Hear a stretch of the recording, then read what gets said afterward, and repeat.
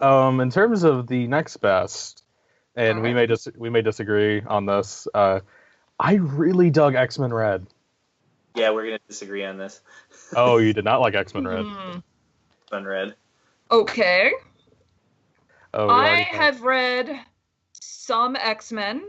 I'll admit I'm much more Marvel than I am DC, but my DC mostly is Gotham Academy and Constantine.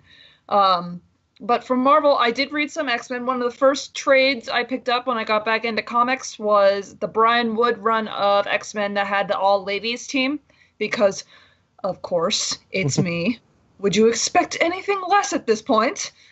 Uh, and then I've kind of followed X-Men kind of on and off since then, so I haven't read it in a really long time, but I have read it, so I know at least the basics. So I guess in this case, Josh sell me on it, and then Jeremy convince me to save my money. Who would like to go first? Josh can go first. All right. Well, to transition talking points, like in terms of continuity reliant, X-Men, it's really hard to step into it without some 80 stories informing it in some capacity. And so X-Men Red, it spins right out of the Phoenix Resurrection story, which I'll admit I didn't actually read. Um, but That's what Wikipedia is for. It's probably fine. that almost made me tangent on a different comic. That's pretty much a Wikipedia entry. But yeah, so X-Men Red, Jean Grey's not dead anymore, again. For how many times has she come back now? 3 or 4 times? I think four if you count young Jean coming forward in time. Is it another Comics. clone or is it actually Jean again? It's Hi, Bill. Sorry, this one. It's as far as I know, it's actually Jean. I haven't read Phoenix Resurrection, which I was still able to pick this up without having read Phoenix Resurrection, so I feel like that's a point in the comic's favor. But what I really dug about it was how like tight the narrative was, despite having a wide scope but a sharp focus, because it's mostly about the resurrected Jean and her attempts to, make things. She sees everything and hates more rampant than ever, which. Okay, I won't digress into that idea at the risk of political discussion, but it is somewhat informed by the current like political rhetoric that's being thrown around, and so her first idea is to just try to like actually speak at the UN on behalf of mutants, try to speak out against mutant hate, and she's uniting, and it kind of leads into her incidentally uniting a new team that so far is Nightcrawler, Namor, all new Wolverine, which is Laura Kinney. She used to be X-23. I love Laura. She's amazing.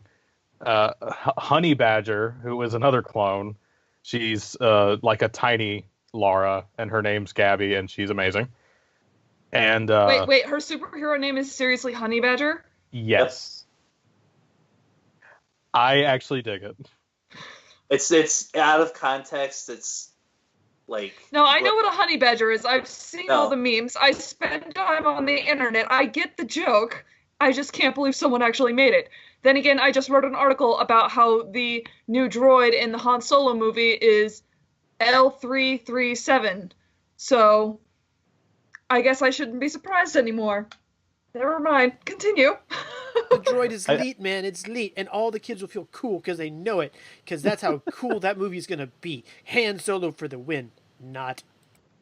Hi, Bill. But Childish Landino just looks so amazing. But anywho, back to X-Men. And also Gentle and Trinary, which are actually two characters I'm not completely familiar with. Me Will neither. Will be joining at a later point. But again, it's focused on this goal of Jean's, and I'm drawing blanks, which probably means it's time to hand the mic over to Jeremy. Yeah. So, is one of the things you liked about this maybe the fact that it seems like X-Men is once again really leaning in heavily on its political and social message? Because that's what it sounds like it's doing. I would definitely say that. And, I mean, because Gold, Blue, and Astonishing X-Men, I've almost felt like books that were just kind of on autopilot. Okay. Whereas this actually seems like it has an idea and a passion behind it. Maybe passion's too strong a word, but at least like writer Tom Taylor definitely seems like he knows where he's wanting to go with this. Okay. And the fact that it isn't, it doesn't feel as connected to all the wider X-Men stuff. I know I said it does require some prior reading, and I might actually go back on that a little as I'm kind of talking. Let's assume that this reader, who is not, in this case, let's say it's not me, has just seen the movies. Would they be able to step into? I'd say pretty easily, yes. I'd say.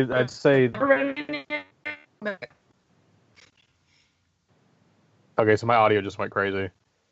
You're doing okay on our end, so. But I would say that this.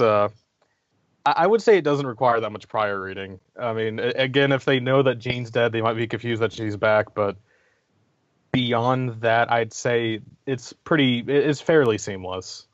All right. Jeremy has been shaking his head multiple times over there. So, Jeremy, Josh has me considering picking up this comic book. Convince me to save my money now. Okay. Jean's back yet again, and it makes no sense. There's no reason for her to be back. To be the avatar of hope, wanting to bring hope back, not to the X-Men, but to the entire world, is a bit too broad for me. Okay. You're a new reader walking in and who only saw the movies, and I handed you this comic book. I honestly don't think you would be happy with spending $5 on it because you wouldn't know. Oh, it's a $5 comic, jeez. Wouldn't know who half the people in the comic book are. Yep, that's fair. A lot of the dialogue feels very naive. There's of course the obligatory, "Oh, Wolverine got hurt, but she's gonna be okay because she's Wolverine." Scene, all the boxes are ticked for every X-Men comic. I would argue that the political side has been an underlying theme of everything that they've done with all of the X-Men books, whether it's Blue, Gold, or even a little bit Astonishing when you factor in the Bishop storyline from the first 6 issues. But at the same time, I would take this book out of your hand, and I instead would put Astonishing X-Men into your hand, because that is the X-Men book on the racks as far as I'm concerned. You get a different artist on every book, so you get a different flavor of mutants. You get a classic 90s style X-Men story with characters that you like, with characters that you know, and there's a lot more intrigue there. It's not just all, the world's terrible, we need to make it better. Aw, shucks, guys. Storytelling. That doesn't interest me with the X-Men. The X-Men are persecuted, but they still want to help anyway. We already know that. We already know they want to make the world a better place. This is nothing new. And it's doubly not new because it's Jean freaking Grey again. Just stop with all the different X-Men teams. Give me one really good X-Men team book. Give me a couple of offshoots with the younger characters, and let's call it a day. All right, so you want to streamline the X-Men then. Very much so. Yeah, that's definitely one of the downsides to especially the X-Men, more so probably than any other Marvel character, is that if someone comes into a comic book store and goes, "I want to start reading X-Men," you have to go, "Okay, which one?" It's an underlying problem with basically every Marvel book right now. Being somebody who works at a comic book store, it's really difficult when somebody even just comes in and says, "I want to read Iron Man right now," because then you hand them Invincible Iron Man, And Tony Stark's not Iron Man. Then you have to explain for 15 minutes why Tony Stark is an Iron Man. Oh, but the girl Riri that's Iron Man is awesome, but she's also not the only Iron Man because Doctor Doom is also an Iron Man. And you have to go and it's like that for every Marvel hero right now. It needs to be more streamlined. Comics are ridiculous. Comics are ridiculous. This book just feels completely unnecessary to me. And it feels like they wanted an excuse to bring Jean Grey back, but they didn't want to just throw her into like X-Men Gold or Blue. So they're like, oh, we'll just get it X-Men Red. We'll just create a whole new X-Men team.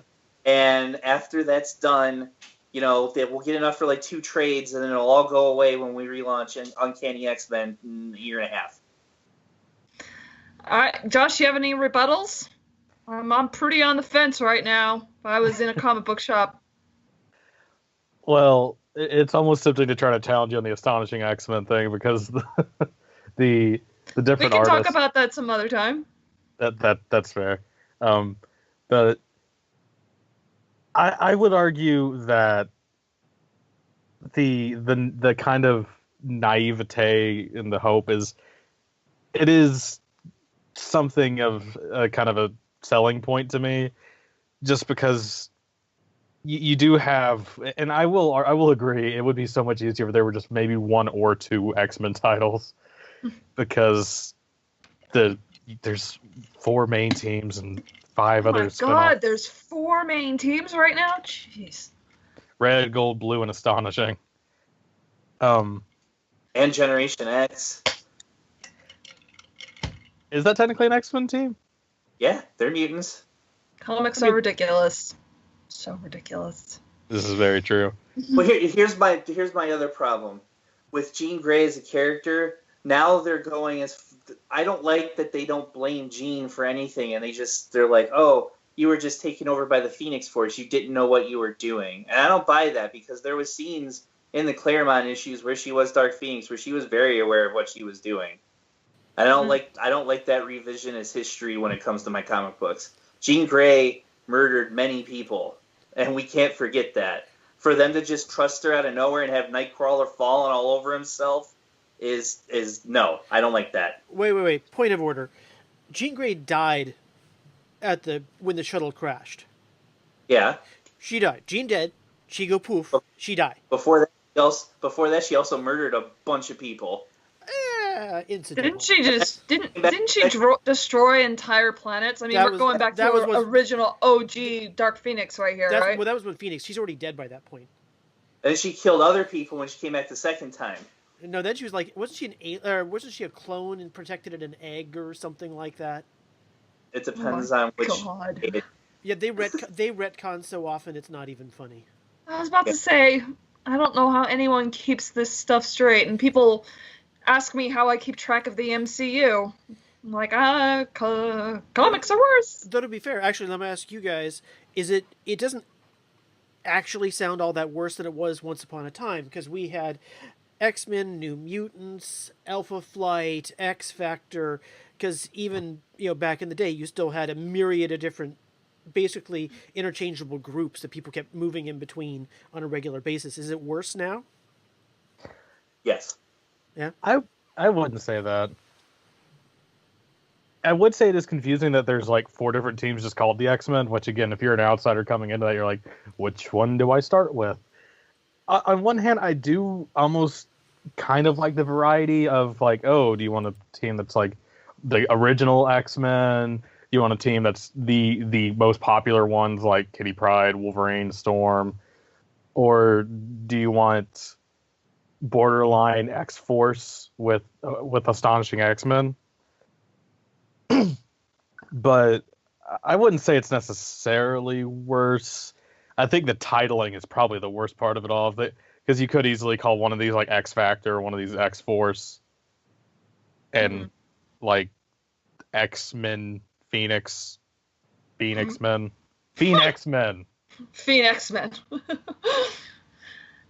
Copyright.